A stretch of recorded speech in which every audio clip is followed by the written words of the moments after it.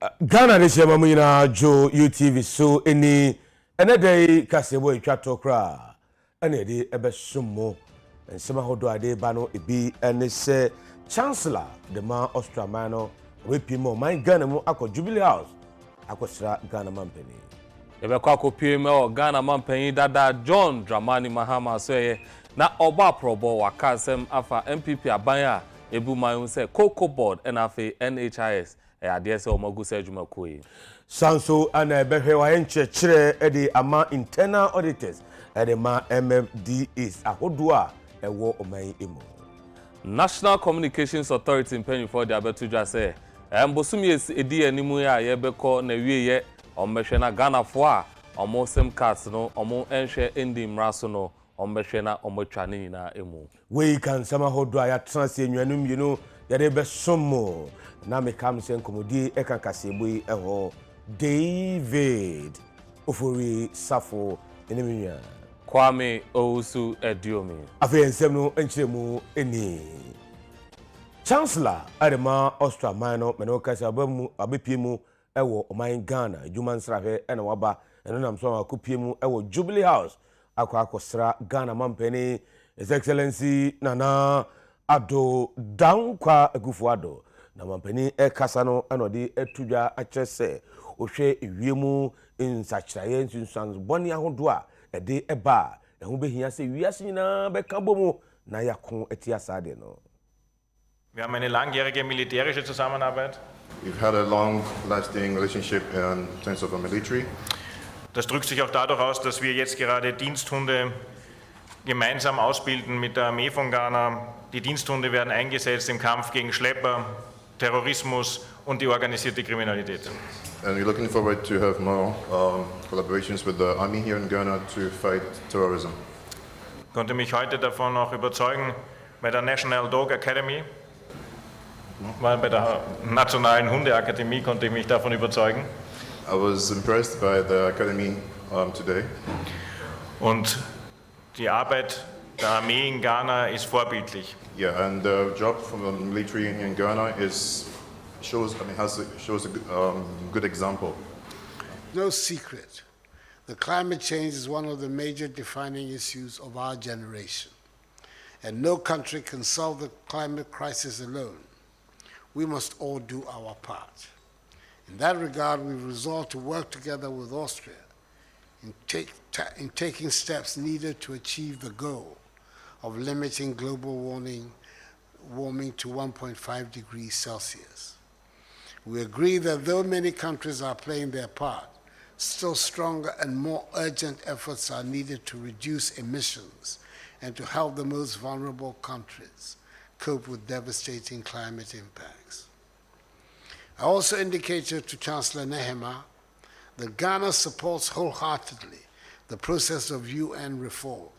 especially of the UN Security Council, as set out in Africa's common position on UN reform based on the Azulwini Consensus, and is anxious that the matter of UN reform be restored as a priority item to the global agenda.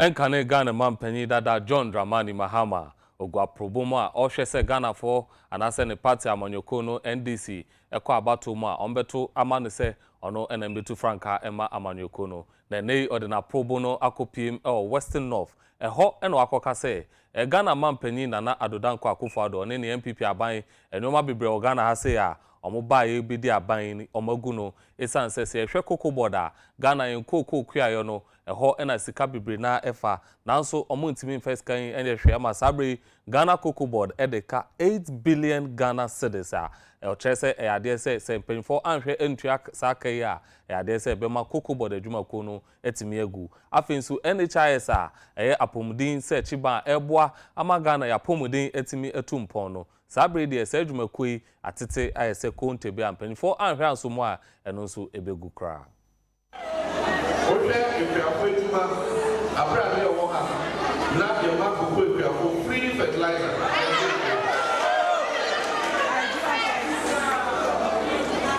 and that's it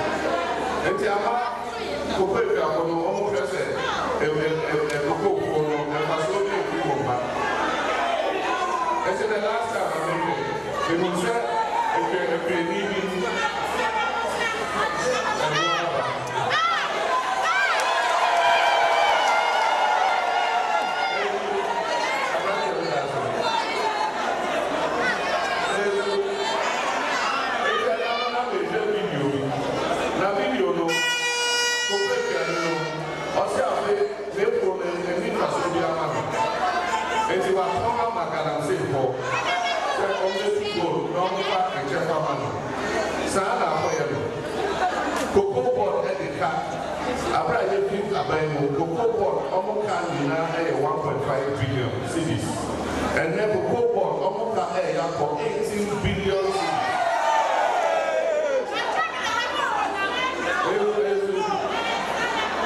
It's kind of possible, and this is going. One major report.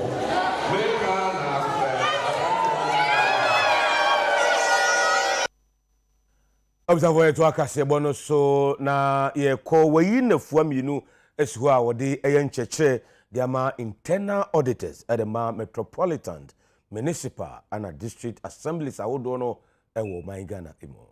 edi ayedi wo hai ye wo audit committees and internal auditors a wo mo eboa mensini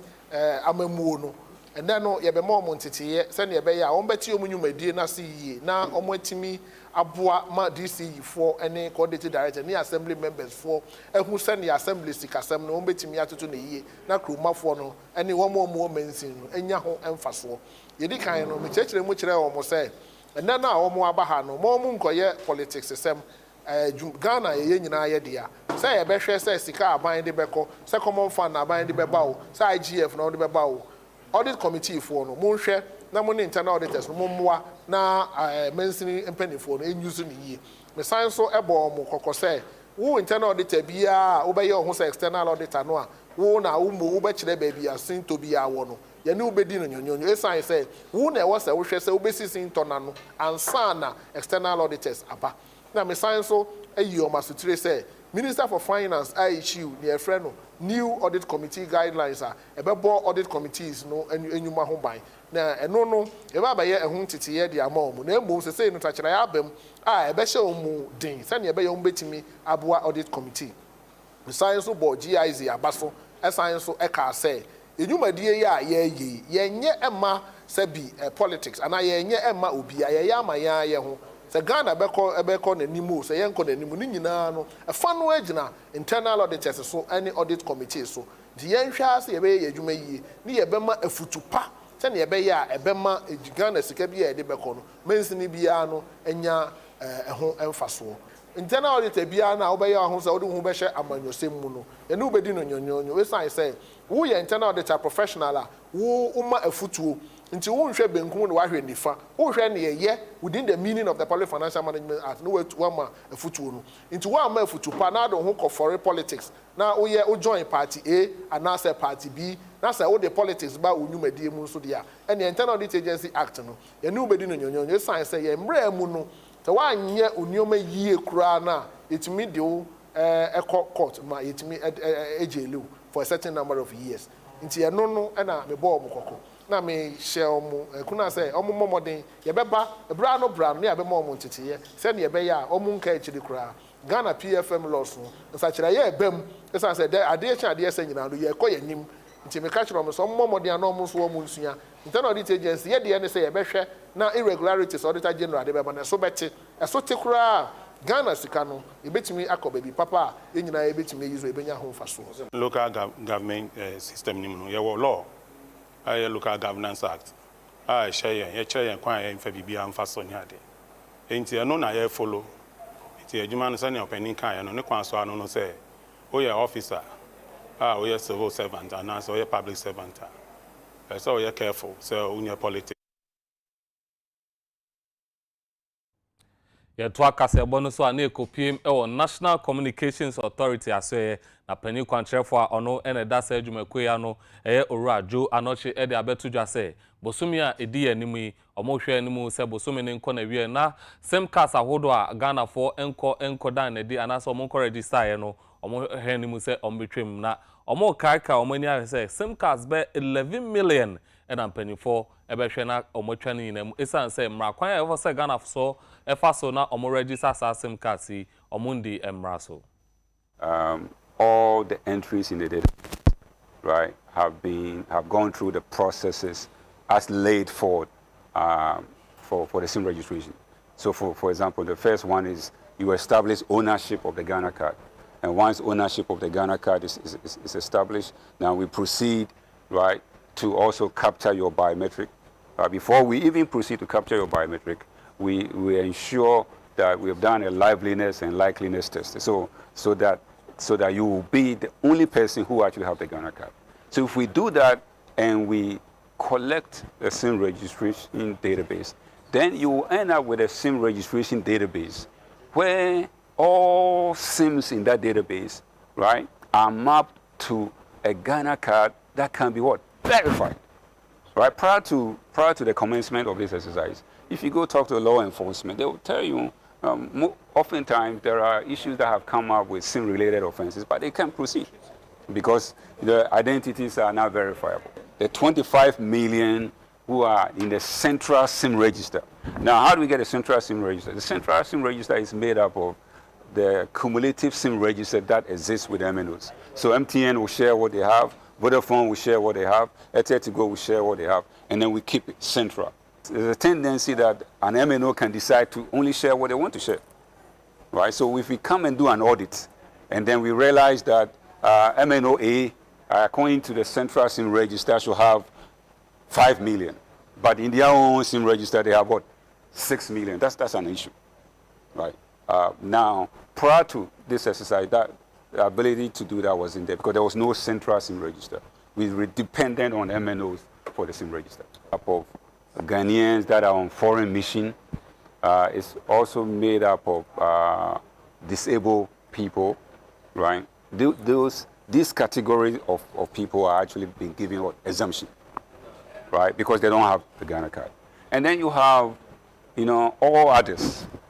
Right, you have all others. Now, in all others, it's possible that it includes people who have already registered 1 or 2, but they don't want to register 3, 4, 5, 6. Are you with me? It's possible that you have people who don't even have Ghana card. And that's why we are saying that by the end of May, which is May 31st, right,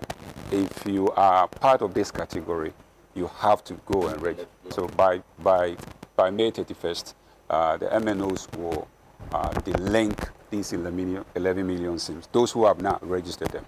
Now, if someone is able to prove that indeed they don't have a Ghana card, we will have that conversation and allow exemption to go through. There are indeed some who do not, but there are many who actually do have Ghana card. They just haven't. 25 million is linked to almost 15 million Ghana cards.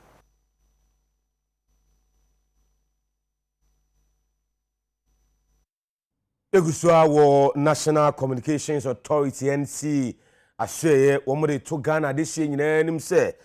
wo fie sabre na wo hwe UTV na pesa wo check se o phone number se de ya link no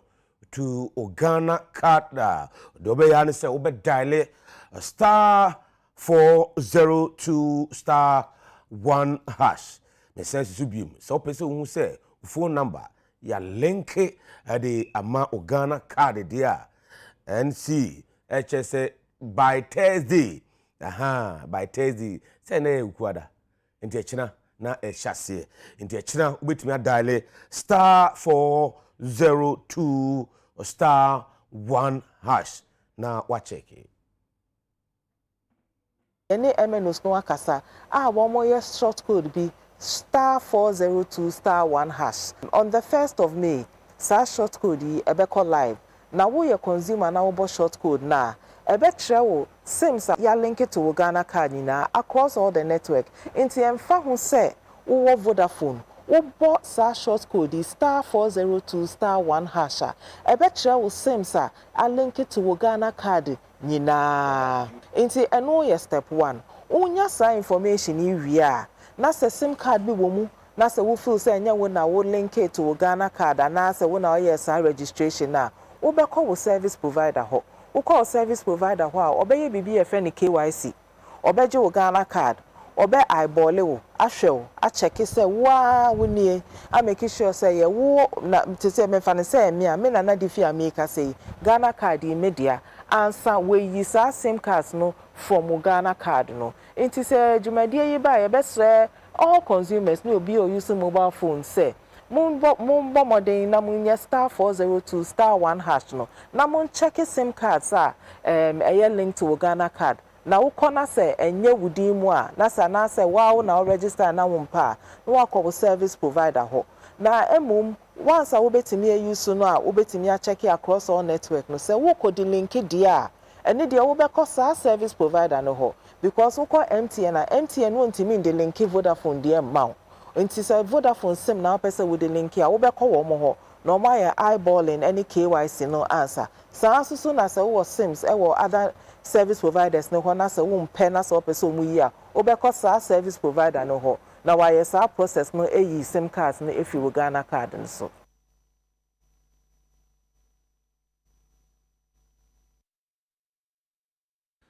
ye to akase ebo no so ani ekopiem ewo nursing midwifery cancer ho na futu akwama Ghana fo a anase nurse fo a ye omagent tete a omobeboa ahwe aboa ayaresa ewo ya hospitals ahodo no na eho na mpanifo de ato nurse fo a omo eje omatumu se omonhwe na adwuma omokoye no omonye adwuma pa emfa mboa Ghana fo na Ghana ayaresa bia anase healthcare system no ya de se ehia mboa mpanifo edensem we nyina to dwa abra na nurse fo a omowie adwuma na so omo akọ school awie be 43,588 mpanifo eye amamre ene amane age omo aba adusuane mu anase age omo aba nursing and midwifery council ni mu o se wo school a na se wo call ward se student a obi na hwe wa adwuma so school a wo call ye wo teachers any seniors e wo ward ho na hwe wa adwuma so nanso wo pon wo say na se wo be ye adwuma na one kasa na wo take responsibility enti anu na ye pese omoti ase se se de wo start adwuma bibi biara wo be ye no wo na se wo defend wo action asama ye di ja omo ne se once wo start se wo ye adwuma no o se wo kai se wo ye accountable for your actions enti hweso na ye wadwuma yie se ne yesi atete code of ethics ayewo code of conduct ayewo se a nurse for any midwife for no ye pese omo hweso na omo ye adwuma no se ne yesese. We would want to assure the whole public and let everyone know that as we have been taught, say actually in school money and penny for akasa and no machine crime pan money akasa so no makanyina no ye share will be en crime say the bay juma, especially in our duty ewo hospital afemsi any nipa edin kutan hone sane mani nyina ye benya abotre na ye give out our best. Just by going out into the public and then going into the professional field, I'm very positive that at this juncture and with this display of honoring of our hard work, I'm positive that I'm not going out in vain. I know very well that whatever I had done had paid off today.